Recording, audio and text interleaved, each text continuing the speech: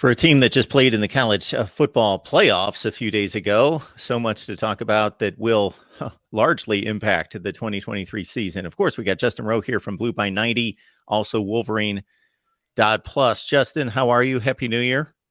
Happy New Year. No, I'm good. It is tough. It's a tough pill to swallow to not be playing for a national title this week. I think you, along with a lot of other people, would agree that you feel like Michigan should be. Yeah, I picked him to win. I did. There were certain things in that game that didn't surprise me. There are a lot of other things that certainly did surprise me in terms of who had the advantage where. But we'll dive into the game here. Even though college football is moving at such a fast pace, it seemed like that was like 4 months ago, but it was 5 days ago. And obviously, Michigan just played its most important game in a long time, maybe even more so than last year's game because of the favored status by Vegas and everyone else.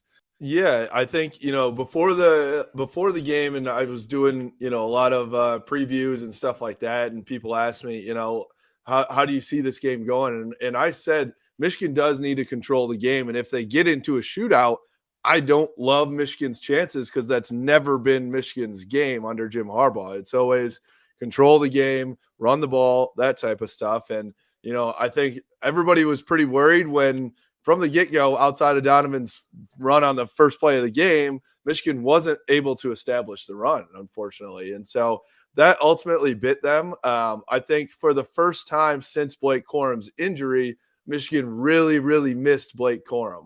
I think that Donovan Edwards is incredibly talented, but he runs downhill completely. And what they needed was a little sidestep of those linebackers sometimes to get through the hole, and they just didn't have that versus TCU. But, ultimately, as you said, Mark, how many times, I would love to know the stat of like how many times a team has thrown multiple pick sixes and won a game. It just doesn't happen that often. And then you add in not scoring from the 1 yard line twice, and that's a 28-point swing in a game where you ended up losing by 6 points.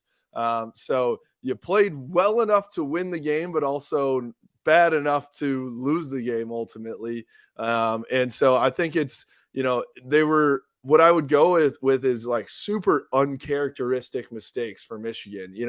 JJ McCarthy had thrown 3 interceptions all year going into the game, and then throws not only 2 picks, but they both go to the house.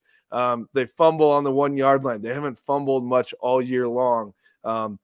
They, with the best offensive line in the country for the past 2 years, run a triple reverse pass, whatever it was, on the 1 yard line. It just didn't feel like a Michigan game. It felt like they were trying to do too much or get too cute or a lot of different things. And ultimately it cost them. So it was tough to watch as a Michigan fan when I think, that game is played 10 times. Michigan wins 7 or 8 of them. And I talked to a lot of the guys yesterday, actually, and they all feel the exact same way. I think they were giving props to TCU, but also felt like they were for sure the better team and didn't feel like TCU was, as good as what the score showed. And if that sounds like an excuse, or, we can always speculate about what would happen in a game that's not going to be played. Look at what happened in the second semifinal game. So I think that shows how strong these two teams are, meaning Ohio State and Michigan. This game, I don't know that people clearly grasp what an aberration of a game it was, because yes, this was a TCU kind of game, but even TCU, look at their scores. They're not playing 51-45 games. They're playing in the 30s. That was even way past what that was just a crazy game with just every big game. There's some twists and turns and things that you don't expect and all that. But that was just the second game, for being just as dramatic and so forth and so on, was more uniform in terms of just two great teams playing each other. Right. The Michigan TCU game just had weird things going on constantly. If you're just a sports fan watching that game, it was so exciting, but like weird at the same time. You go down 21-3 and then you're just coming back. Michigan gave up 30 points in the second half, and I think they had given up 30 total in like the previous 5 games in the second half. And so it's one of those things where Michigan did not Michigan things, but like also you look at it, Michigan scored 39 in the second half and lost. I would love to know that stat as well of how many teams have scored 39 points in the second half and lost. It was crazy. It felt like, the whole time, even when you're down 21-3, I think when you're watching a 13-0 Michigan team that is obviously played really well in second halves, you're like, all right, when's it going to happen? They're going to turn it around. Something's going to happen. This defense is going to stop them, and the offense is going to get clicking.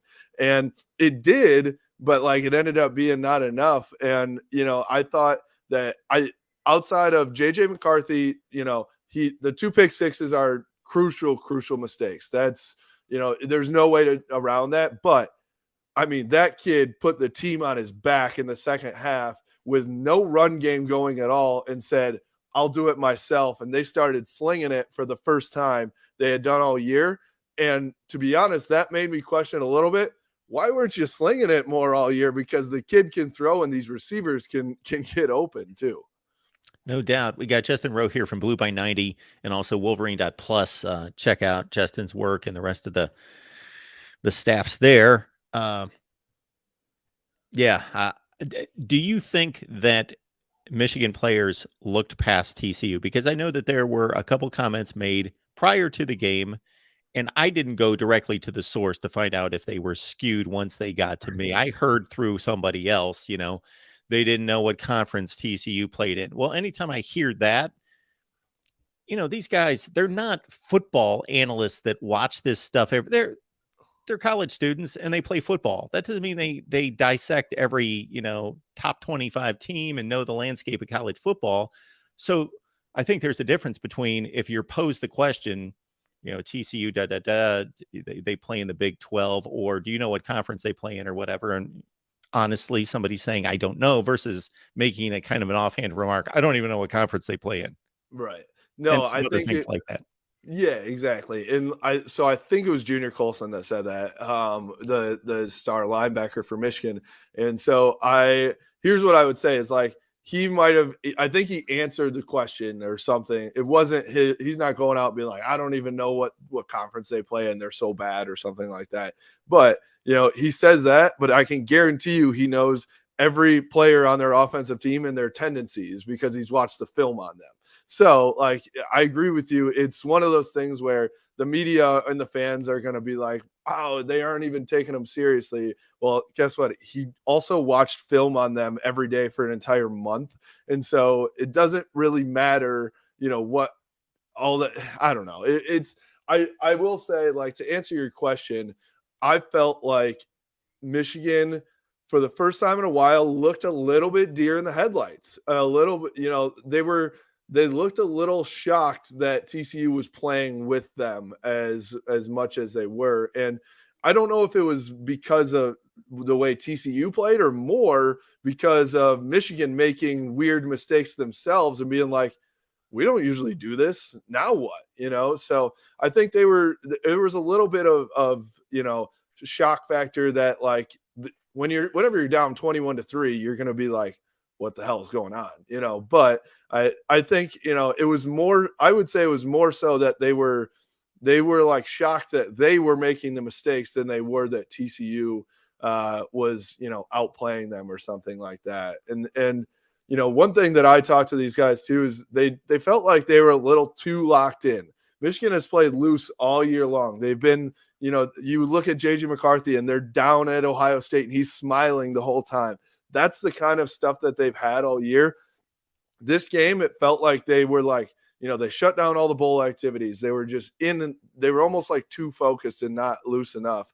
And I felt like, sometimes that can get to your head. And then, like, when things don't go your way, now you're like getting really, really tight. You know what I mean? Yeah, I'm not a football coach and I've never had to prepare a team for any situation, but I know from Super Bowl history in particular, there's a ton of stories, especially early in the history of the Super Bowl, where one team was loose and now they didn't party till 3 a.m. the night before, but they they enjoyed their time and decompressed, because you can only stay locked up and laser focused for so long. And then a couple days before, they started to really tighten up and get ready. And those were typically the more successful teams than the ones that showed up 2 weeks in advance. And from day one, it was nothing but football that shut everything else down. Yeah, no, I agree. And I think that Jim Harbaugh, so last year versus Georgia, I think they really enjoyed the bowl experience. They were happy to be there. They went to all the festivities. That game didn't go well. So in his mind, he's like, all right, we're shutting all that down. We're going to be laser focused. We're here for a business trip. We're going to go win this game. And there's probably a middle ground that needs to be found there. Right. But ultimately, like, here's the thing is I think the most disappointing thing for when you look at this game in the season is, like, this Michigan team was super talented, and you watch Ohio State go up against Georgia, and it's like, dang, Michigan could have won a national title, like, legitimately, And so I think that is, like, that was talking to the guys. They felt like they were not only the better team versus TCU, but they felt like they really had a chance to win a national title, and they were good enough to do it. And that was the most disappointing thing for these young men. Please like the video. It's a simple thing to do. Just hit the like button, please, and then head on over to Twitter. See Justin Rowe's Twitter handle right there, blueby90.com and Wolverine.plus. All right, let's move on to the matter at hand. So a lot of people would say this is a yearly situation. I don't know if that's quite accurate, but it has for about 3 years. So Carolina Panthers, he's reportedly, Jim Harbaugh, met with them or spoken with them, not necessarily an interview from what I understand. And then the Denver Broncos have inquired, and they're interested as well. He's a professional. When you succeed and accomplish, you're going to be wanted and desired. So I don't have an issue with that. Maybe some of the statements he makes, I think he should be a little bit measured in his comments. Like I heard him say, or reported to say, I think I'll be coaching Michigan next year. That's obviously not any kind of a guarantee. Right. And also, I don't know, like, that report is from some, like, local Charlotte news outlet, right? So to me, I'm like, is Jim Harbaugh really giving an exclusive interview with some local? But honestly, knowing Jim Harbaugh, he doesn't do things by the book or how it usually is. So it's not like he's not calling Scott Van Pelt, to give his thing on SportsCenter SC at night, right? He just, like, he does whatever he wants. And, that's what he's doing right now. And again, like, I don't fault Jim Harbaugh at all for doing this. It does stink that he said last year, like, that was the last time, and now it feels like it's doing it again. But ultimately, like, he deserves the right to explore any opportunities that are given to him. And, if the numbers of $20 million a year are accurate, yeah, I'd probably pick up that phone too. I think I would do just about any job for $20 million a year. So if somebody asked me to coach football in the NFL to do that, I would at least have a conversation, and so I don't know what he's told the players. I think that a lot of these guys, it sounds like, haven't heard a ton from him. And so I think he's doing his thing, went on vacation. He's doing the exact same thing that he did last year, where he takes some time off.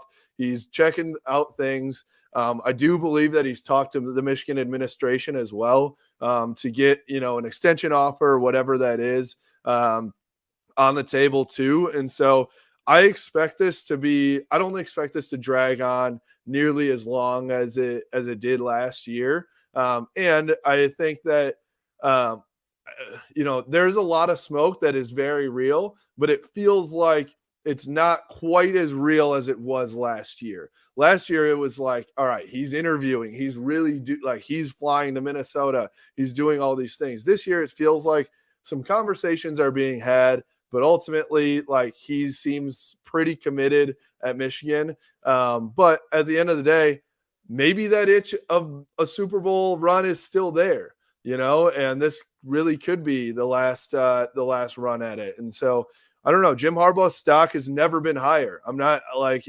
outside of maybe right after his Super Bowl run.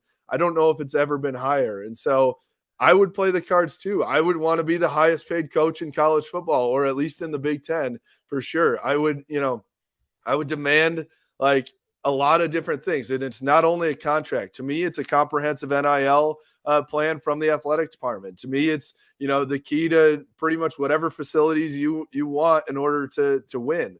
And so I think that there are some check boxes that the administration probably needs to check here for Jim Harbaugh. And he's utilizing some leverage from other offers probably to get those things.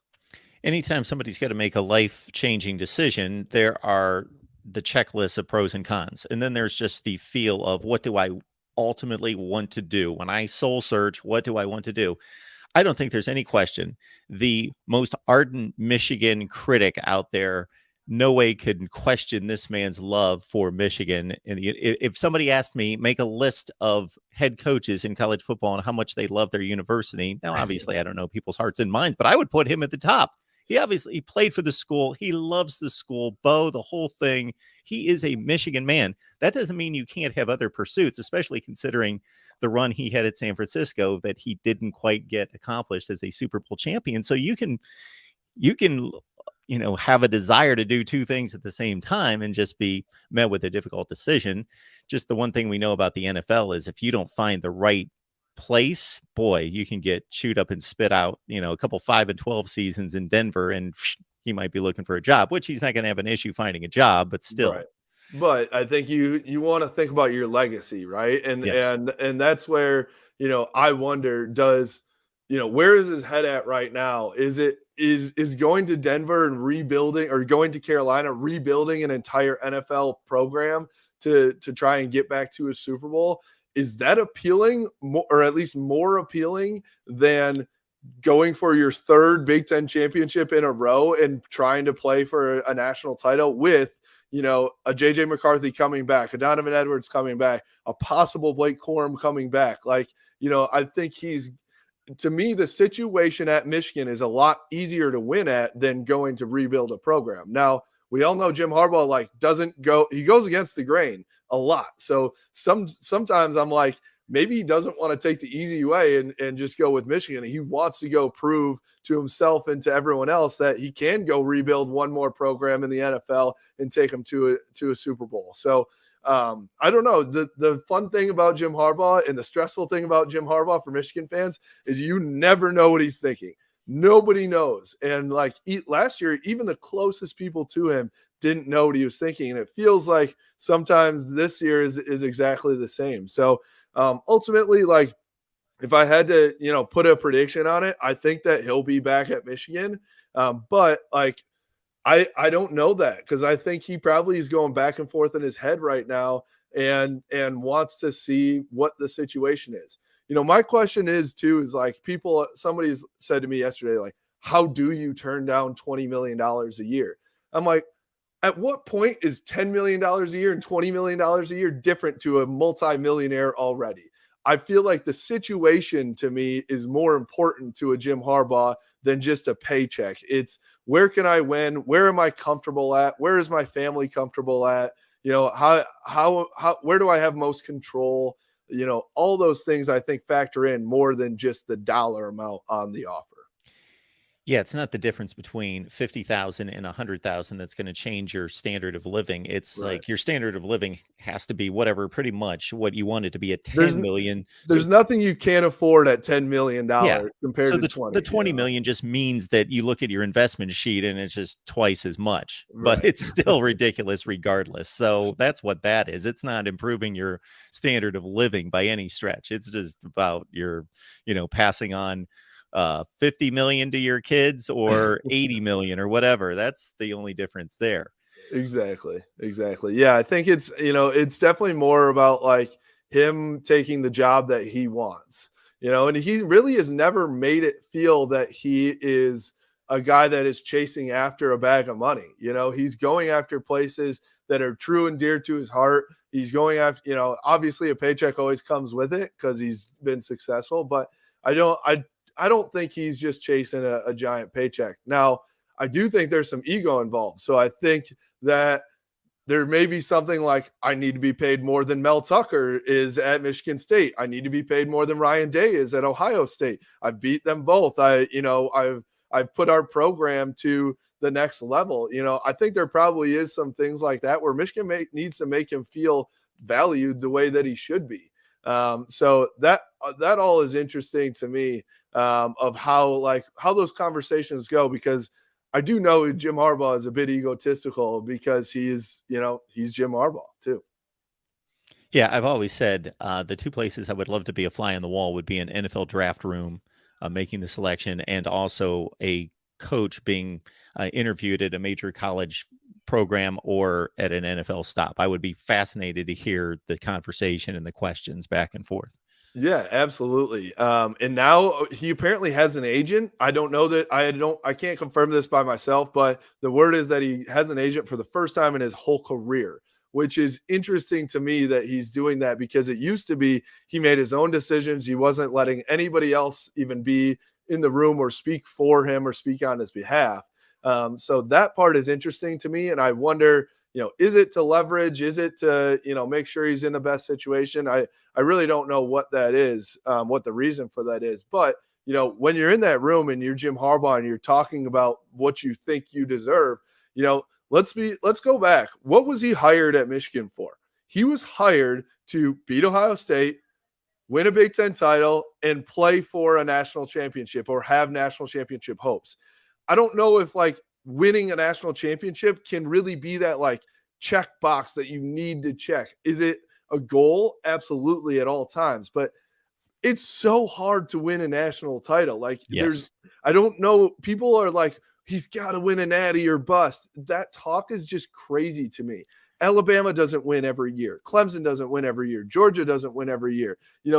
It's to me, I do think the standard can be beating Ohio State and winning a Big Ten title. That can be a checkbox that you have to check, right? And he's done that. It took longer than probably most people wanted for Michigan fans, but he's done that. But I think that Jim Harbaugh has done exactly what he was hired for, and that is he raised the level of expectations for Michigan from going 8-5 and playing, with Michigan State or playing Ohio State tight every few years. He now has beaten them. He's now won the Big Ten title. He is the top dog in the Big Ten now, and the Michigan program is one of the top 3 to 4 programs in the entire country. That, to me, is doing your job, and I think he deserves to be paid for that. And I think, that's why I think he's probably give me my money, give me my dignity, give me my value here at Michigan, and he deserves to have those conversations. Because let's understand that just 2 years ago, he was coming off a 2-4 season. Wasn't first of all, that was a 6-game season. Yeah. I heard somebody make a comment the other day, they had a horrible year in 2020. Yes, they did, but they played 6 freaking games. There was it wasn't a seat. Well, it was. They technically had a season. There was a national championship, but that was so screwed up that now if he had thrown out a bunch of 5 and 7s and 6 and 6s, and that was a 2-4, then I'd say, well, yeah, that's the pattern. But that is a complete aberration. And he took, he swallowed a bitter pill. And despite he could have said, I'm going 9-3, 10-2 every year. Why do I take a hit for one season, half a season? Yep. So I could understand that. And you also I think too, let's compare him to 95% of other coaches. He's even at 10-3, you're still doing better than a lot of other programs, right? That are being paid pretty well. And so I think that it's the Michigan standard, though, that is the same as the Ohio State standard now, right? Where it's championship or bust, at least for the Big Ten, right? And so 10-3 just for most Michigan fans doesn't cut it. And I think that, he definitely was I'm going to swallow this pill. I'm going to change things up, and I'm going to show everybody, including my own administration, what happens here. But when that happens, it better be reversed. You better, the same way that you took things away from me, you better bring it all back and plus some. And so I think that, ultimately, I really do think he's back at Michigan. And let's think about it. If Jim Harbaugh is back at Michigan, Michigan probably still is the favorite to win the Big Ten. I mean, I would say Michigan, Ohio State are neck and neck, probably, I would say. I don't know what, Ohio State's quarterback situation is going to be next year. So that is an interesting piece of it. But Jim Harbaugh comes back and Michigan is like looking at a three-peat of a Big Ten championship and looking at staring down a college football playoff again with a lot of opportunities. So that's where I look at it in terms of where Jim Harbaugh wants to be. You go back to Michigan, you're in a really, really good spot at making Michigan one of the top 3 programs and becoming one of, if not the best, Michigan coach of the modern era, of all time. That Big Ten championship three-peat is going to be much easier with Blake Corum. So all these players have to decide by January 16th, I believe, is the date for early entry into the NFL draft. So where do you think that stands? I've talked with Blake a lot, actually, and he a lot of people have asked me, like, he says he's 50-50. There's no way he's really 50-50. I really do think he's undecided, whether it's 60-40, 40-60, whatever you want to put their percentage at, he really still is weighing all of his options here. And so, I think there was probably not much doubt in his mind before the injury versus Illinois that he would be, he would have been coming off of a Heisman, at least going to New York, if not winning the whole dang thing.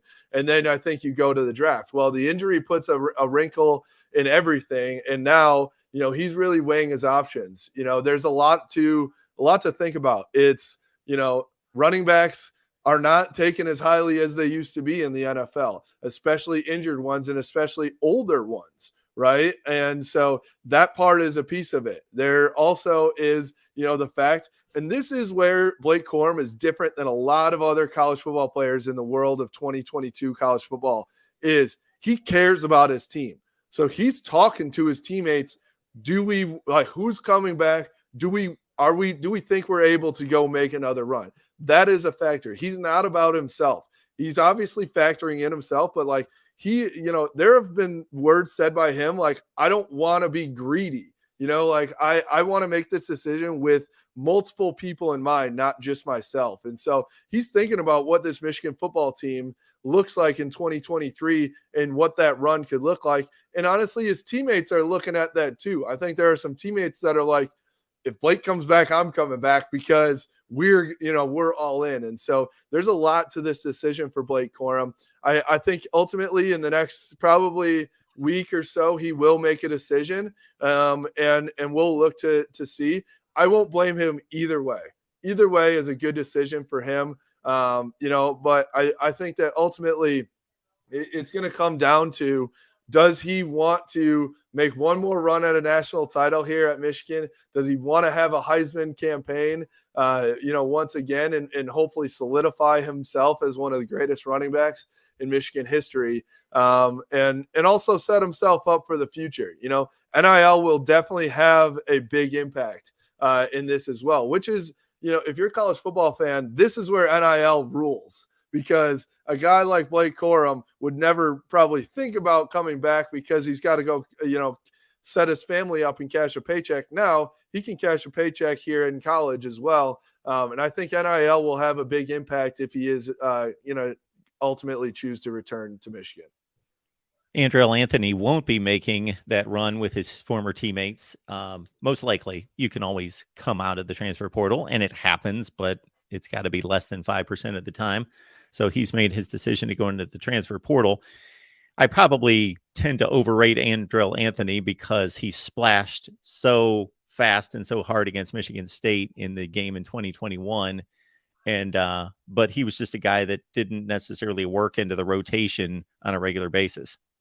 Yeah, incredibly talented kid. Tall, fast. He's got all the skill sets that you need to be a really good receiver in the Big Ten, in college football in general. But I think that ultimately, let's be honest, if you're a wide receiver at Michigan and you're not one of the top guys, it's a run the ball situation, and so I think ultimately he looked at that and said, I think there probably is a better opportunity for me to showcase my skill set somewhere else. And I don't blame him for that.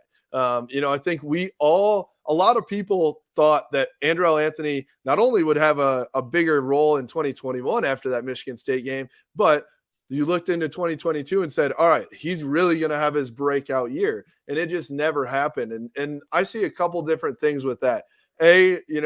Should he have gotten more opportunities to catch the ball? Well, you look at the second half against TCU and it's like, they should have been slinging it a lot, And so I think you could say, yes, he should have had more opportunities to get targets.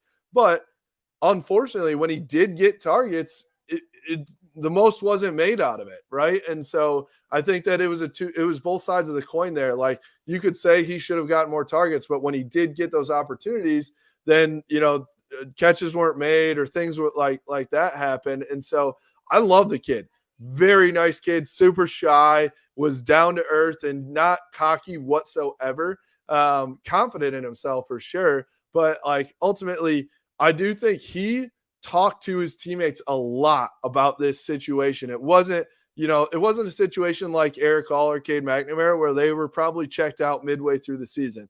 He sat down with a lot of his teammates at the end of this year and said, what do you think is the best situation for me? And he truly was thinking, if his guys said, I think that you could be a dog here next year and you'll be a big part of it, then I think that he would have stayed. But ultimately, I think that, he did that pros and cons list, thought long and hard about it, and said, there are a lot of other teams that would probably use me as a number one wide receiver right now, and I can showcase my stuff and go get to the NFL. Because with the body he has, he's an NFL talent. I really do truly believe that. And so he's going to go somewhere and prove that. And there might be a lot of Michigan fans that say, dang, we could have used that in Michigan's offense in 2023 or 24. 7 catches and a touchdown this past season, 12 catches and 3 touchdowns in 2021. Justin Rowe, blueby90.com, Wolverine Plus. Justin, for anyone who's unfamiliar with what you guys do, can you let us know where to find you and all that good stuff? Yeah, absolutely. So we've got multiple podcasts at Blue by 90. If you search us on Spotify and Apple, I host one of them, which is our original Blue by 90 pod. And then a lot of written content and more content coming soon at blueby90.com too. So it's a lot of coverage, a lot of interesting insight. I have been fortunate to get pretty close to the program, and it's we've been able to get a lot of insight there. And then Wolverine Plus is Valiant Management. That is their NIL platform. So the NIL platform that's going to be spotlighting student athletes, a lot of football and basketball there, but all student athletes as well. And we are expanding that greatly in the year of 2023. The media side for Michigan's NIL and Michigan's NIL in general is going to blow up. So I'm excited for what, involvement I have there and the ability to talk to these really, really awesome young men and women that are Michigan student athletes. Justin, we always appreciate you making time for us. Have a great new year, and we will talk soon. Awesome. Thank you, Mark. Appreciate it.